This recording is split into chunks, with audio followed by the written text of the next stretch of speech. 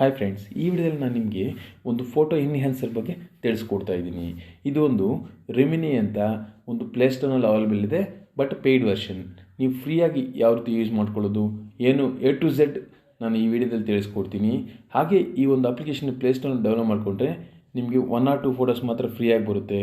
ಆಮೇಲೆ ಪೇಯ್ಡ್ ಮಾಡಿ ನೀವು ಅಪ್ಲಿಕೇಶನ್ನ ಯೂಸ್ ಮಾಡಬೇಕಾಗುತ್ತೆ. ಹಾಗೆ ಇಲ್ದಂಗೆ ಲೈಫ್ ಟೈಮ್ ಯಾವ ರೀತಿ ಯೂಸ್ ಮಾಡ್ಕೊಳ್ಳೋದು, ಅದಕ್ಕೆ ಕೆಲವೊಂದು ಟ್ರಿಕ್ ಇದೆ. ಆ ಟ್ರಿಕ್ನ ಯಾವ ಥರ ಬಳಸಿ ನಾವು ಲೈಫ್ ಟೈಮ್ ಅನ್ಲಿಮಿಟೆಡ್ ಫೋಟೋಸ್ನ ಎನ್ಹ್ಯಾನ್ಸ್ ಮಾಡ್ಕೊಳ್ಳೋದು. ಇದರಲ್ಲಿ ಇರೋಂಥ ಫೀಚರ್ ಏನಪ್ಪ ಅಂದರೆ, ನಿಮಗೆ ಫುಲ್ ಬ್ಲರ್ರಿ ಆಗಿರೋಂಥ ಫೋಟೋನ ಫುಲ್ ಹೈ ಕ್ವಾಲಿಟಿ ಪಿಕ್ಸೆಲ್ಸ್ನಲ್ಲಿ ನೀವು ಜಾಸ್ತಿ ಕ್ವಾಲಿಟಿ ಇಮೇಜ್ಗಳನ್ನು ಪಡಿಬೋದು. ತುಂಬ ಅದ್ಭುತವಾಗಿದೆ ಅಪ್ಲಿಕೇಶನ್ ಅನ್ನೋದು. ಇದು ತುಂಬ ಜನಕ್ಕೆ ಗೊತ್ತಿದೆ, ಬಟ್ ಕೆಲವು ಜನಕ್ಕೆ ಗೊತ್ತಿಲ್ಲ. ಸೊ ಎಲ್ಲರಿಗೂ ಉಪಯೋಗ ಆಗಲಿ ಅಂತ ನಾನು ಈ ಅಪ್ಲಿಕೇಶನ್ ನಿಮಗೆ ಪರಿಚಯ ಮಾಡ್ತಾ ಇದ್ದೀನಿ. ಸೊ ಇದನ್ನು ಯಾವ ರೀತಿ ಬಳಸೋದು, ಇನ್ನು ಅನ್ಲಿಮಿಟೆಡ್ ಟ್ರಿಕ್ ಅನ್ನೋದು ಮುಂದೆ ವೀಡಿಯೋದಲ್ಲಿ ತಿಳಿಸ್ಕೊಡ್ತೀನಿ. ಅದರಿಂದ ವೀಡಿಯೋನ ಯಾರು ಸ್ಕಿಪ್ ಮಾಡಬೇಡಿ, ಕಂಟಿನ್ಯೂಸ್ ವಿಡಿಯೋ ನೋಡಿ. ಈಗ ನಾನು ಅಪ್ಲಿಕೇಶನನ್ನು ಓಪನ್ ಮಾಡ್ಕೊತೀನಿ. ಓಪನ್ ಮಾಡ್ಕೊಂಡು ಆದಮೇಲೆ ಯಾವ ರೀತಿ ಬಳಸೋದು ಎಲ್ಲನೂ ನಾನು ನಿಮ್ಗೆ ತಿಳಿಸ್ಕೊಡ್ತೀನಿ. ಜಸ್ಟ್ ಅಪ್ಲಿಕೇಶನ್ ಓಪನ್ ಆಗ್ತಿದ್ದಾಗೆ ನಿಮ್ಗೆ ಈ ಥರ ಬರುತ್ತೆ. ನೀವು ಪ್ಲೇಸ್ಟೋರಿಂದ ಡೌನ್ಲೋಡ್ ಮಾಡಿಕೊಂಡ್ರೆ ಈ ಥರ ಆಗೋದಿಲ್ಲ ನಿಮಗೆ.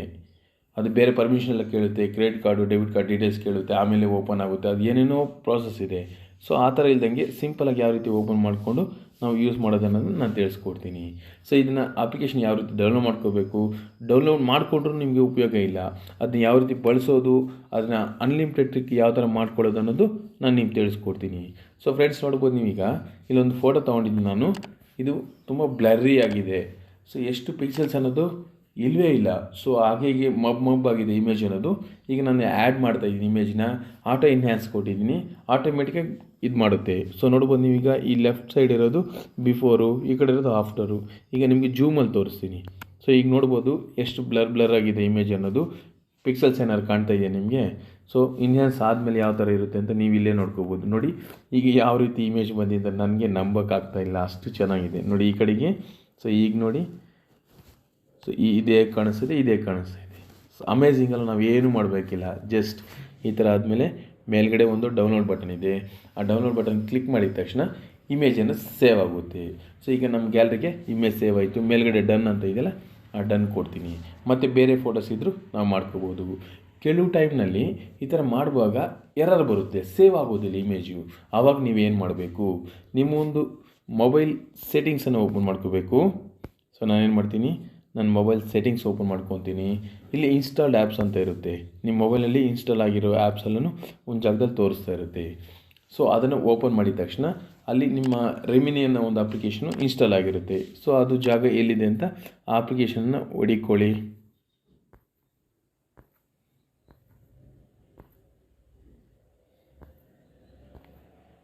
ನನಗಿಲ್ಲಿದೆ. ಸೊ ಈಗ ಓಪನ್ ಮಾಡಿದ್ದೀನಿ.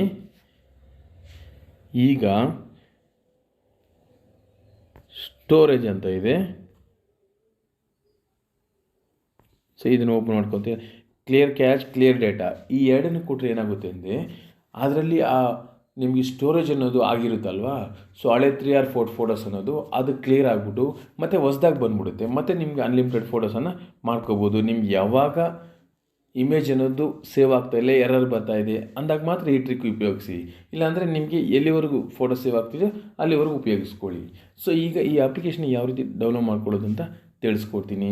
ಈ ಅಪ್ಲಿಕೇಶನ್ ಲಿಂಕ್ ಅನ್ನೋದು ನಮ್ಮ ಒಂದು ವಿಡಿಯೋ ಡಿಸ್ಕ್ರಿಪ್ಷನಲ್ಲಿ ಸಿಗ್ಬೋದು, ಅಥವಾ ನಮ್ಮ ವೆಬ್ಸೈಟ್ technokannada.com ಸಿಗ್ಬೋದು, ಅಥವಾ ನಮ್ಮ ಒಂದು ಟೆಲಿಗ್ರಾಮ್ ಚಾನಲ್ ಇದೆ, TVG ಅಪ್ಡೇಟ್ಸ್ ಆ್ಯಂಡ್ APKs ಅಂತ.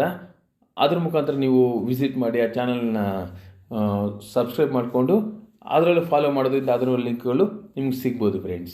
ಸೊ ಫ್ರೆಂಡ್ಸ್, ಈ ವಿಡಿಯೋ ನಿಮ್ಗೆ ಇಷ್ಟ ಆಗಿದ್ದರೆ ವಿಡಿಯೋನ ಪ್ರತಿಯೊಬ್ಬರು ನಮ್ಮ ವಿಡಿಯೋ ಲೈಕ್ ಮಾಡಿ, ಶೇರ್ ಮಾಡಿ, ಸಬ್ಸ್ಕ್ರೈಬ್ ಮಾಡಿ.